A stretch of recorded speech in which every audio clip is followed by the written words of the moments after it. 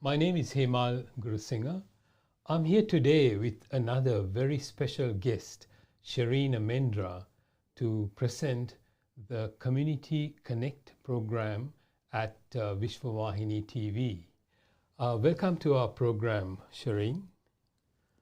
Thank you, Hemal, and thank you for having me on this program. Yes, thank you for coming along. Shereen is a chartered architect and a chartered landscape architect. Currently, Shereen is working as a senior consultant at the University of Moratuwa. Shereen has published many articles on a wide range of topics and has published a fascinating book in 2006, which is now hard to get and I believe is sold out. It's called Beyond the Seeing Eye, the Mahathupa of Lanka. So today's discussion is based on the contents of this book, which is, so the monuments at Anuradhapura have fascinated visitors, and for thousands of years, many would have wondered how these were built, what materials were used, and why. Researchers and academics are still grappling with these questions. I'm hoping that Shereen will be able to give us some answers today based on her research on the Mahathupa. Let us start first with the landscape of Anuradhapura, why that particular location was chosen and how, and whether there was any significance for that. Yes, my fascination started with the Mahavansa. And it was that drove me to look at the structure of the Ruan Velisaya. Having studied architecture later, this fascinated me. So Anuradhapura came to mind as the place where the Ruan Velisaya was, rather than the other way about. So the landscape was subsequent to the Mahathupa, the fascination of the Ruan Velisaya itself. I have been there with my father when I was a young child, and it was a fascinating experience to see the layout and the monumentality of these huge buildings, which are among the largest brick structures in the world, even today. You also mentioned in your book that 4 generations ago, the site was selected and picked and was meant to have these monuments built there at whatever stage. Yes, it appeared to be a part of a vast plan laid out many centuries previous, maybe. Because at the time of the demise of the Buddha, his Mahaparinirvana, it said that his relics will be taken to a stupa in Lanka, which was Sri Lanka. And even much later, about several centuries later, King Ashoka of India befriended King Devanampiyathissa and ordained that this particular site should be for this stupa. In the landscape, there were particular types of ground suitable for stupas, and they were known as Anupa, Jangala, Sadarana, Dhumraka, and so on. And I believe that the site selected was a Anupa or maybe Sadarana type of site. An open space, there was the Kakuda pond, which was known as Kadamba, I believe. It was known as Kakuda Vapi, and this was later filled by much later kings, and now forms the roadway. But this location was very specific. It was said to have been visited not only by Buddha Gautama, but also by previous Buddhas, Kassapa, Konagama, and so on. Kakusanda, and at various times. So this point in the landscape, this particular location, seems very unique, very special. Yeah. Was it only for this stupa, not the other stupas in Anuradhapura? The other stupas have been also, they came about much later. There were the three large stupas. The Abhayagiri of the Uttara Vihara came much later, and the Ruwanvelisaya was already extant. And the Jetavanaramaya actually was designed to be in that place, and the Mahavihara monks were not very happy about it. So this particular location for the Ruwanvelisaya seemed to be very special for some reason. I didn't say what that particular reason is. Well, the type of landscape was special, okay. but this particular site seems to have been ordained to be. Very interesting. And the building came about 4 generations later, where the column was moved aside, and it was King Dutugamunu then who was reigning. He was the son of King Kavantissa, as we know the name, known in the books as Kakavannatissa, and actually Viharamadevi, we say Viharadevi.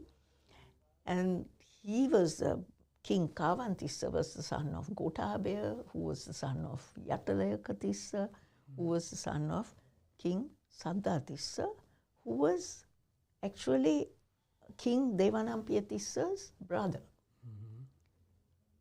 So it was ordained to be on this site after so many generations.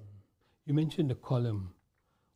Who erected that? And the column was erected actually at the time of Arhat Mahinda's visit to the Mahameghavana garden, the park, which was consecrated by him. And the 8 places, or the Atamasthana, are actually within the boundaries of the Mahameghavana Uyana. And this was one of the 8 places. And it is said that when Arhat Mahinda consecrated the site, that the earth quaked at every one of these sites. That is strange again. What were the specific characteristics of the Mahatupa itself? And why did they decide, do you know why did they decide on that size and shape?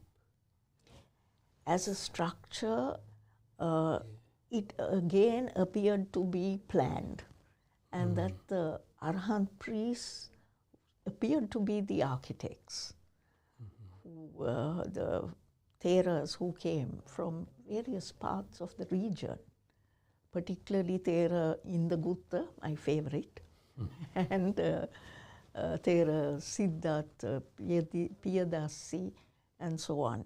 And some were said to be far-seeing, and therefore the size of the perimeter was reduced by this Thera when the king was about to circumscribe this circle. But that was at a later stage.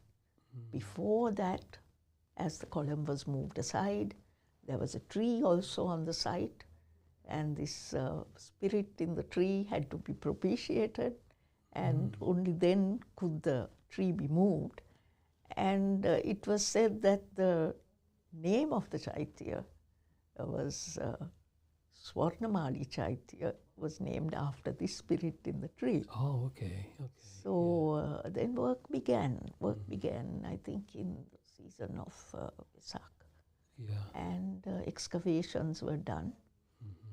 It was only the Arhat priests and the king's personnel who did this part of the work, the base, the excavation, and also the Pesa, which is the ring foundation. It's called Pesa. They're massive sets of 3, which was said to be sunk 9 times. With the 10th set of 3, which we can even perceive today how it might have been, was on the surface. So the foundation goes to quite a depth, and no archaeological excavation is permitted to see what goes on below. Yeah, nobody has so far done any archaeological work, isn't it? No. Yeah. Okay. What are the you mentioned in your book a lot about the technology that was used around that time when they were constructing the stupa. So they would have planned it so well, right? What goes in the foundation, what effects it will have. I mean, you'll have to either draw it or imagine what it is. So what was this technology behind it? To begin with, if we talk in simple terms, to carry such a load, such a structure, a superstructure, the foundation would have to be very firm. And I believe that the foundation was not at the bottom, at the base as such, but it was the ring itself, the pesa, which would have been driven. They're all set back one to another, each terrace. So it would have really gone outwards into the earth and formed a ring foundation for the superstructure. So that would have been a start. But then why was the center excavated? They have searched for very special materials and laid it in a sequence. We don't know to what extent or to what area, but the sequence is mentioned in the Mahavansa. So it is this sequence that really was aroused my curiosity. And I wondered why were all these very special materials laid in this fashion and then covered by a superstructure which does not really, nobody sees what is inside. So that's why I use the term beyond the seeing eye. Yeah. Well, sorry, what's this, when you refer to a sequence of what? Sequence of the materials. It's said within that it was the rocks, and the rocks were covered by clay called butter clay or navanita clay. And then on top of that was laid bricks, and on top of that was laid cinnabar. And on top of that, now why cinnabar? I mean, all right, that's mercuric oxide, but might have been useful, and a network of iron. And then comes what they call mountain crystal or quartz or palingu, which was mainly silicon dioxide. And there's the huge big Nama Luyana mountain of pink quartz nearby. So sources were also available. And on top of that was two very strange elements. They really covered this quartz also with another layer and had two strange elements. The extraction from the kapita tree as well as a substance called rasodaka. So this was very strange. So I was wondering what this all was about. And even on top of that layer was a sheet of copper, and sandwiched with sesame oil, a sheet of silver. So that's the sequence, and that's right across the base. We don't know what area. That the Mahavansa does not really indicate a pattern, but it does indicate the sequence. So that was important to them. This was important. It appeared, and my curiosity was why all this, all underground. And then one day I was just thinking, this is strange. There's quartz. Why should there be quartz underneath? So, all right, quartz, silicon dioxide, silicon wafers are what are used in microchips today. So that led me to look at silicon chip manufacture. And looking at that aspect and researching through that, I found that there was what I call a curious parallel between the silicon chip that we use today and the base layers of the Ruanvälisaya, of the Mahatupa as it was called in King Dutugemunu's time. There was a heat sink.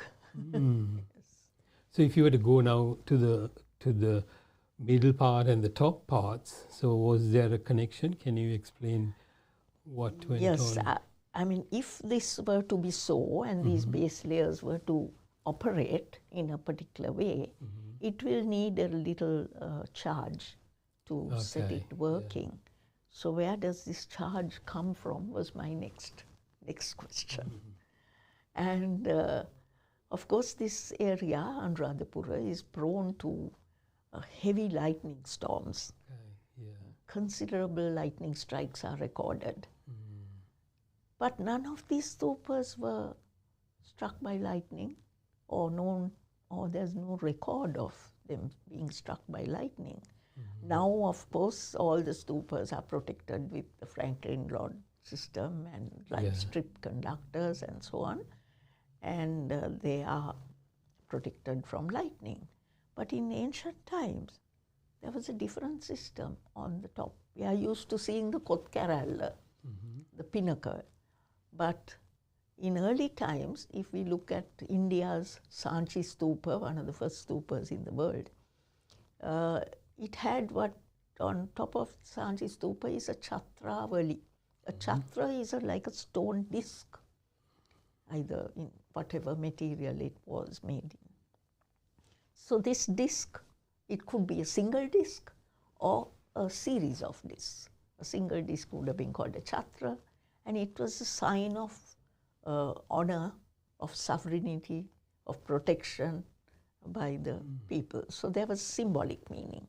But was it more than that, more than symbolic? I would say it was functional. Yeah, so you're saying it was used for this lightning control and all that? It was functional. Okay, but not in the modern sense of what it's doing today, but it's a different ancient system. Yeah. Can you expand on a bit more on that? And you have done some work to prove it was possible that there was copper was used. Yes. There was a recent book which has been written translated from Ola leaves by 3 eminent authors, and that was known as the Vastuvidya Sastra of Manjusri. So from this book, it's a book, when we say Vastu Vidya Sastra, it means the architecture and the science and the technology of it. So in that book was how pinnacles were constructed, the Chatra, in detail. It was in Sanskrit because it was written at a later date, and this had been translated from these Ola leaves. So having studied that aspect, I found that I could then make a model of how the pinnacle or the early Chatra, the single Chatra, was constructed with a Gajastamba and fitted into a socket, and onto the Gajastamba was fixed the Chatra Danda, another with a copper pin. There was copper throughout, and the Chatra Danda held up the Chatraya, the stone disc, or whatever material it was, I'm not sure, it was always stone, there is stone also. And the stone was also, the disc was decorated with lotuses and pearls in between and so on. So on top of that was placed the finial or the stupa made of metal, loha, and on top of that was the crystal gem, the quartz crystal, or earlier it was mentioned in the Mahavansa, it may have been red, a ruby. So that's mentioned in the Mahavansa. We don't know what happened thereafter. Now it's a quartz crystal. And it was capped again with a little copper cap. So copper was right throughout, and then it mentions this peculiar word that it used, Tamrapatra Upakilam, and it was fixed, randre, fixed firmly into this socket. So Tamrapatra means copper foil or copper leaf. So Upakila means a short post. So I then made several models with the help of my son, Shereen Amendra. He was just learning 3D computer graphics back in 2006 when I was writing about this and researching this. So he helped me with the models. And I started off with a square sheet of copper, which didn't seem practical, and ended up the final model to have strips of copper. So I wondered why all this copper. So then I realized, all right, copper is a good conductor, and it can draw down the electricity from the huge cumulonimbus clouds where there's charge separation. And before lightning strike occurs, you can have what is known as early streamer emission.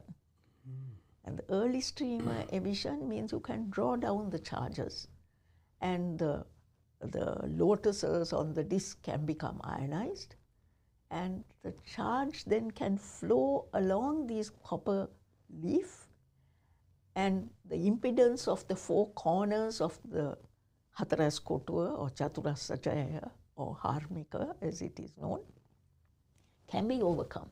And then the charge gets spread over the dome. And the dome is a big brick structure, so there is then resistance in the dome, and the charge will not, when it comes down to the ground, is very weak, and there'll be a weak charge built up, maybe even within the stupa, and the charge then will not hurt anyone because it's not strong enough for flashover, and there'll still be a weak charge. Now, why the weak charge is enough to drive any kind of base layers if it was a technological similar to a modern silicon chip of today. So they knew something. Yes. I'm not saying that it worked. I'm not saying that it is there, but it is written in the Mahavansa, which means somebody knew. And there's a lot more to this. Yeah, and by looking at the structure, you can think that what is written in the Mahavansa is possible. It makes the Mahavansa far more credible. Yeah, yes. Far more credible. Yes. I believe that, you know, any writing, even if it is a fantasy or legend, the knowledge has to be there. And it can be woven in different ways. But without the knowledge, without the background knowledge, you can't write anything. So was it passed down as well by the time Mahavansa was written? How many years after the structure was built? Well, the One Valley Saya was actually in times BCE, before the Common Era, about 100 years before. The Mahavansa was put into writing actually much later. It came from the Deepavansa. The Maya Mata and the other Silpa Sastras were already in existence. And so this information would have been there. Okay. Would have been there. Oh, that's good.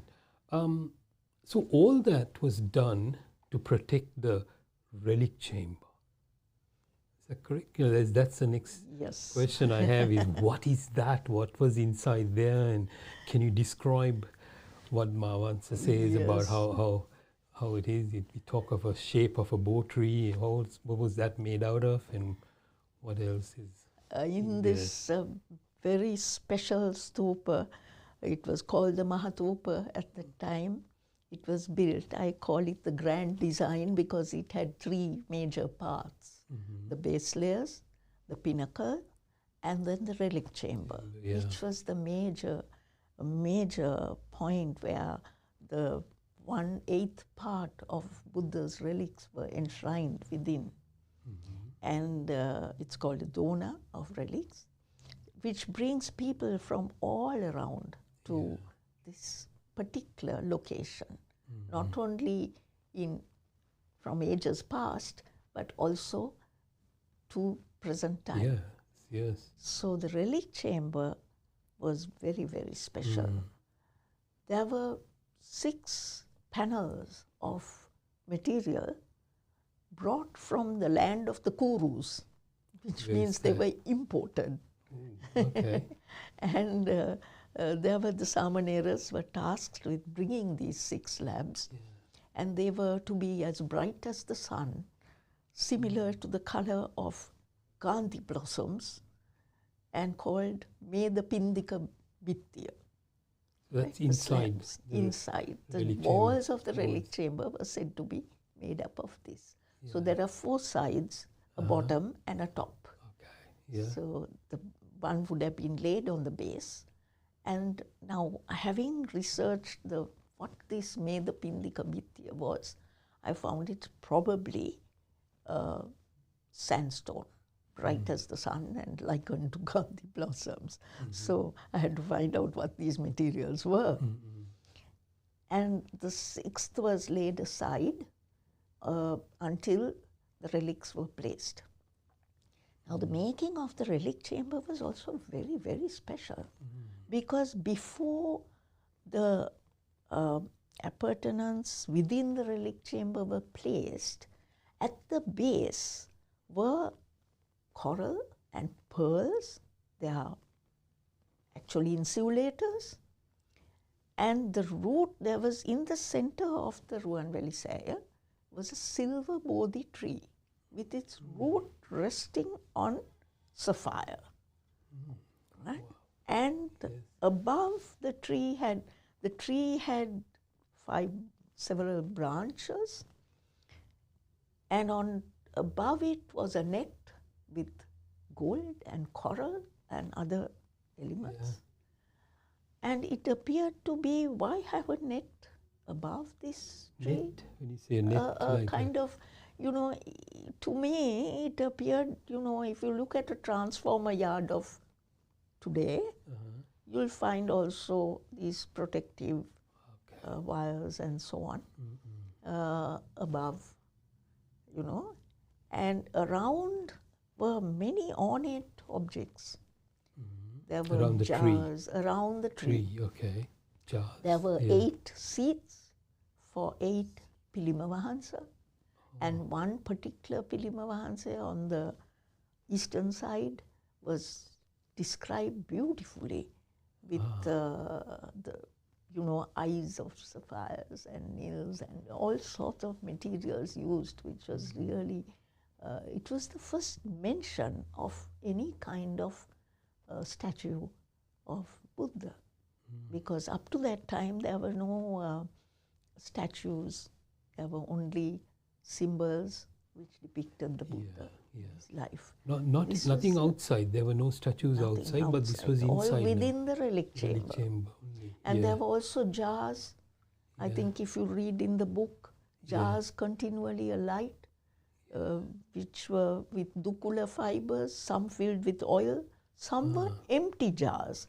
And there were devas carrying mirrors in their hands. Why? Why should there be mirrors in their hands when there's nothing within? And there were the 8 auspicious elements, animals on the tree. And there was a silver couch at the base of the silver bodhi tree. So silver, good conductors, and pearl, coral, poor conductors. 4 big sapphire gems as large as what they call Tiyambara fruit. I had to find out what Tiyambara fruit was. So they are very large stones on an arc of crystal in the 4 corners. These were very much, similar to materials used in radios and other electrical equipment. So it was very curious. And it says in the Mahamansa that these lamps will light and nothing will tarnish and the stones will hold together forevermore.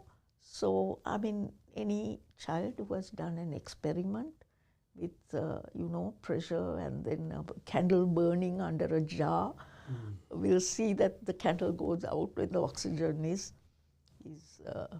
used up. And then there's no oxidation is possible within. And also there's negative pressure.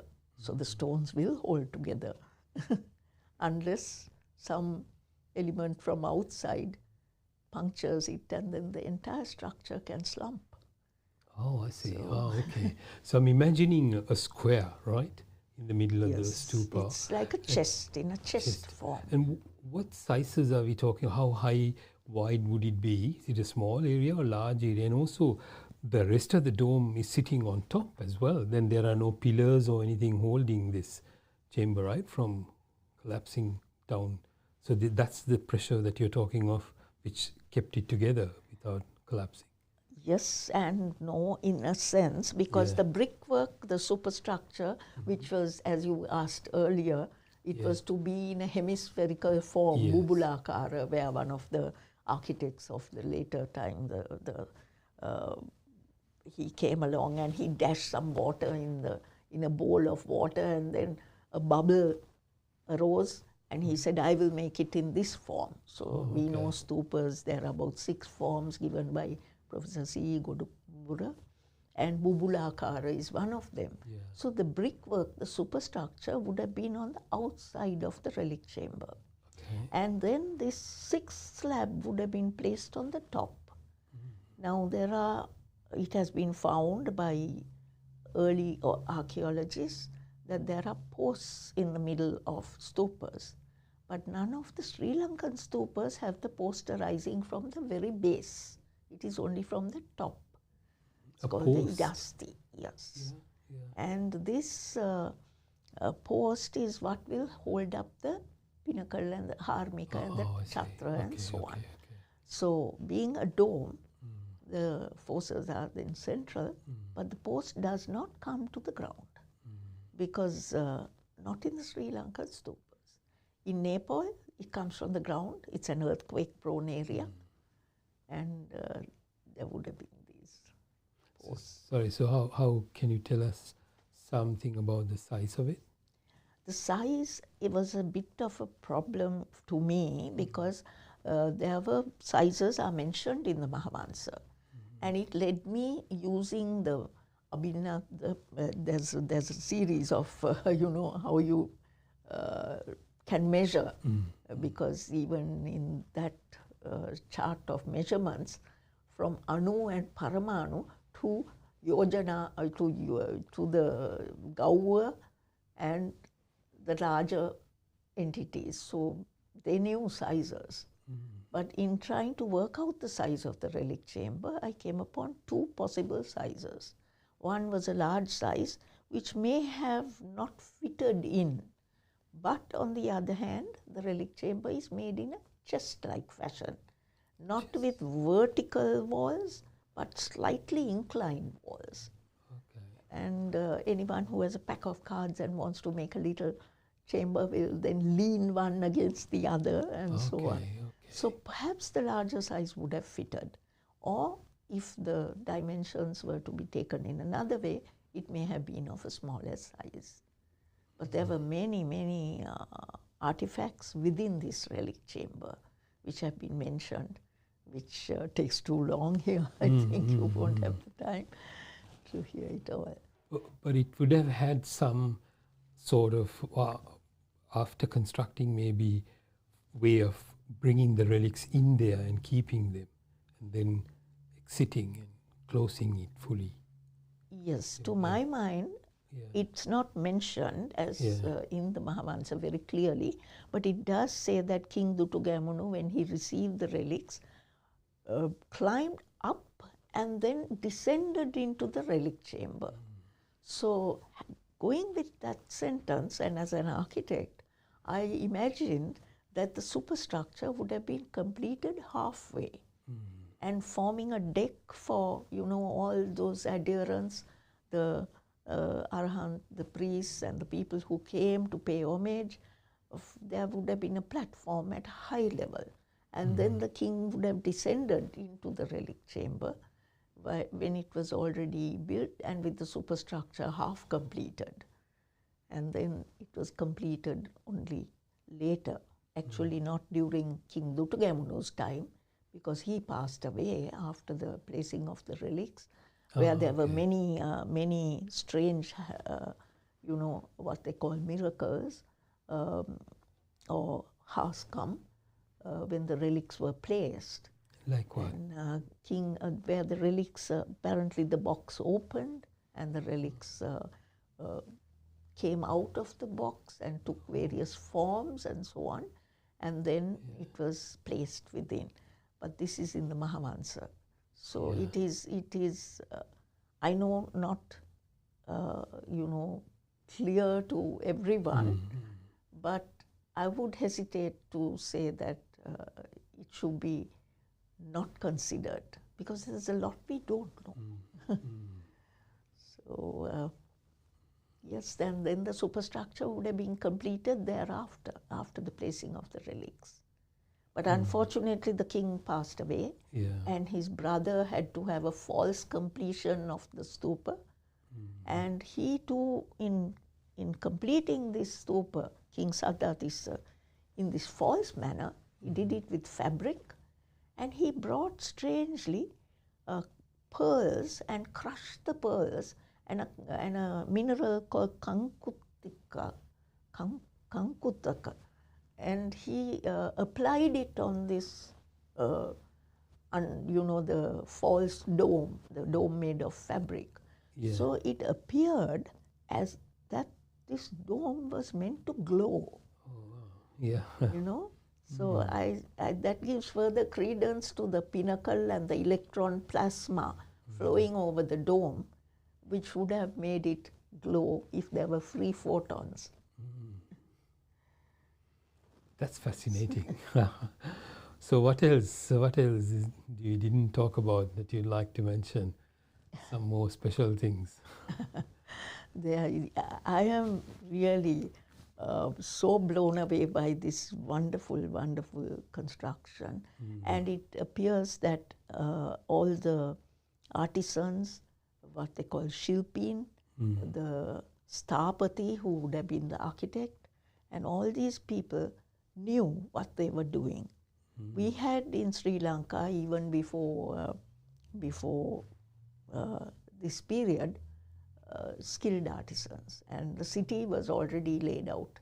So there were people who knew what they were doing, but it is absolutely fascinating.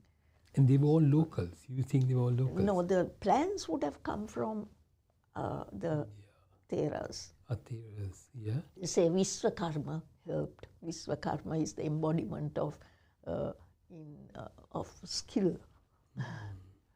Persons with skill. So this became special because of the relics, because there were so many other stupas around which don't have these special features and characteristics? Well, what intrigued me was in the Mahavansa, when you read through, the other stupas are mentioned, but not as copiously as the Ruwanvelisaya, as the Mahatupa. There's such a lot of detail. The difficulty lies in sifting and sorting through the language and the manner in which it is put, because the way it is put in the Mahavansa, chapter after chapter, every chapter ends with the word free from the asavas. That one has to be free from defilements, one has to be pure to do this. And I really believe that if one is free and pure and free from defilements, that great things are possible. That is my view. But however, the other stupas are not mentioned in such great detail. But there is one aspect. In the Polonnaruwa period, the Rankot Vihara was done in imitation of the Ruwanvelisaya. And these short posts, Upakila, have been found at the top on the Harika. Yeah. But whether it really had went through all these layers is not known. How many There is years no mention. after Ruwan was About this? 10 centuries. 10 centuries after they made it. No, Yeah. I'm sorry. The Polonnaruwa period was on the abandonment of Anuradhapura. But we can never say abandonment. The people were always there to pay homage, but they didn't have the wherewithal to maintain the structures. Yeah. Yeah. So it reverted to jungle and got covered and became ruined, found as ruins so many centuries later. But in the Polonnaruwa period, there were also stupas. Yes, And those stupas were the Rankot Vihara in particular. It's mentioned that it was made in imitation of the Ruwanveli Saya.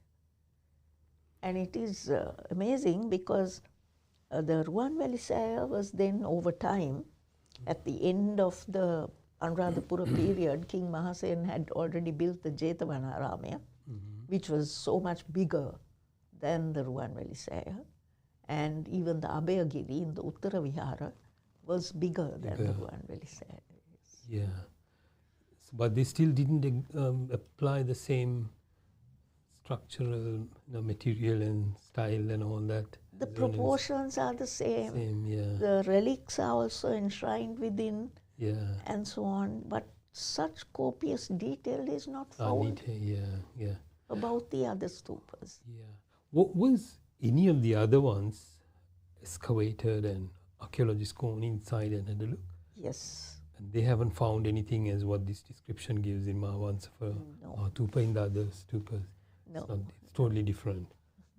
No, okay. it is different. There is a relic chamber. Even the museum in Anuradhapura, if you visit, you can see a model of what was found within the Jetavanaramaya.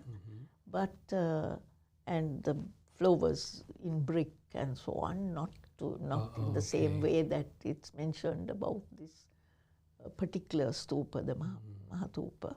When I say Mahatupa, I am referring to the name that in the time of King Dutugamuno, it is now called Swarnamali Chaitya or Ruwanveli Saya. It's the same. Third tallest in Anuradhapura, but not the oldest. The oldest was the Tuparama, built in King Devanampiyatisa's time. Which also didn't have these. Not much detail is given. It is, the relic chamber seems to be a little high up because it says that relics were placed while on riding an elephant. So it seems that the chamber was not in the same position as shown in this very elaborate structure. Well, what a fascinating story. I hope everyone gets the opportunity to read this book. If you can't buy it, maybe search for it in a library and get a lot more detail. And I'm sure you do a next edition of it. Thank you. I hope to. I have been hoping to do a next edition for the last 18 years, but I must get down to it because I know so many people are wanting to read about it. As far as I'm concerned, I have told my story in the first edition, but I realize it has not reached many people. So I'm very grateful for this interview so that more people will get to know about our fascinating Sri Lanka. Yes. Well, thank you very much for coming and talking to us today. Yes. Thank you so much for having me here. That's fine. Thank you. Thank you.